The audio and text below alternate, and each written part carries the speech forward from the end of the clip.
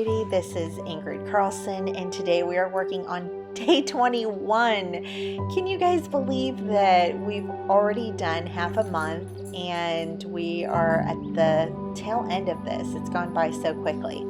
Also, I wanted to let you know that if you hear a little tag or some chewing or any of that, it's Barkley and he wants to say hello. He also wants me to tell you that he loves you all and he thanks you for all the kind comments that you leave for him on Instagram. Today I wanted to go over just a little bit about layering and how I process it, and hopefully it'll help you out a little bit. I've gotten a lot of comments on Instagram asking me about it, and I am planning on doing a video to show you guys step by step how to layer. Is that something that you'd be interested in? Let me know down below in the comments. You can even just leave a heart. One of the first things that I do for my layers is I add what I call a neutral down at the bottom. So in this case, it's going to be that hymnal paper. I believe that a neutral just keeps the pattern grounded, especially with my way of layering where I do floral on top of floral or pattern on top of pattern. Speaking of which, are you a minimalist or a maximalist? One of my first tips that I want to leave with you is when you are creating with different layers, use a staple to hold all your layers together. That way, if you don't like the way they turn out, it's easy enough to take apart without having to mess with glue. The hardest part about layering is covering other things up, and it's something that I struggled with when I started, but I promise you, the more that you do it, the easier it'll get. In the first cut, it's the hardest. Even still, when I have to tear something or cut it, I kind of grimace a little bit like, no, should I do that? But I want to encourage you to just go for it. You know, just because a designer created something as a square doesn't mean that that's the way that you have to use it. Use it in a way that it gives you joy. Because I had attached all this stuff together with just a staple, I needed to add a hinge where this moves back and forth with that little flashcard. And I'm using the cutest washi tape from Tim Holtz. It's like old ledger paper. I also like to, and I think you've seen me do it in other videos, cut my washi down the middle so it's not as thick.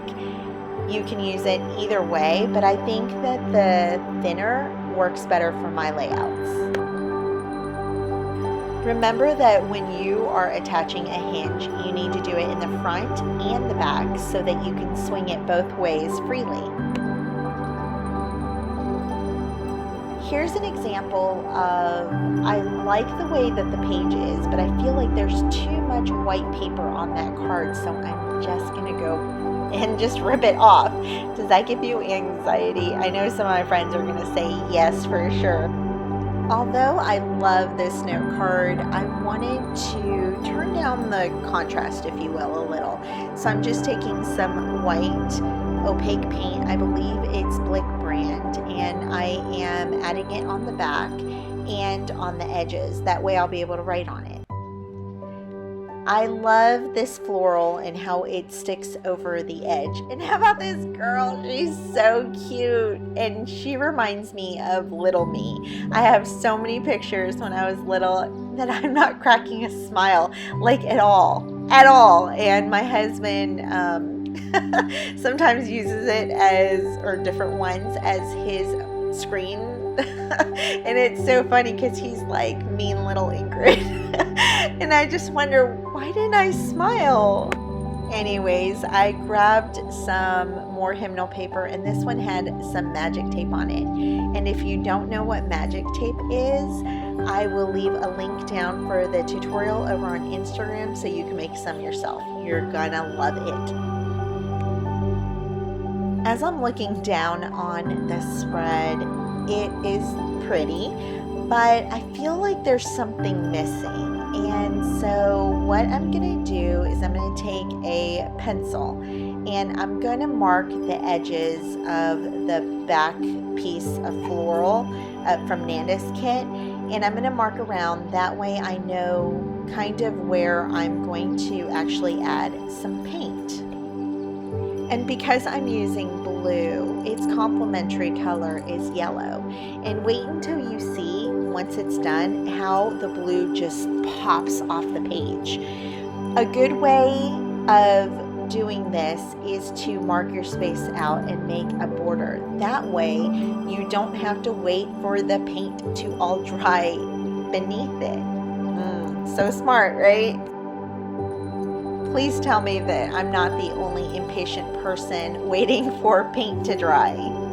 Barkley's wanting me to play fetch with him right now, so I apologize for the noise. But if not, he'll be chewing over here in my ear. I just want to let you guys know that because I am gluing down this thick pad of papers, I am going to use my strong adhesive, which is a double-sided tape, and this will ensure that it holds really well. As for all the other pieces, if you remember, we just attached it with a staple. So now I'm going back and just adding some glue stick to keep those pieces down.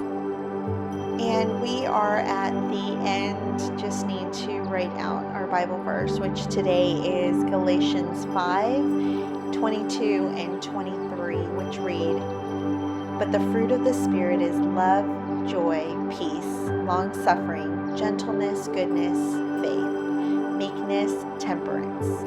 Against such there is no law." Thank you for joining me, and I hope to see you again tomorrow for day 22. Don't forget to check out the links down below. And again, I just want to remind you to check out my Pinterest board, where you can save all of my ideas in your own board, and you can use it for reference at a later date.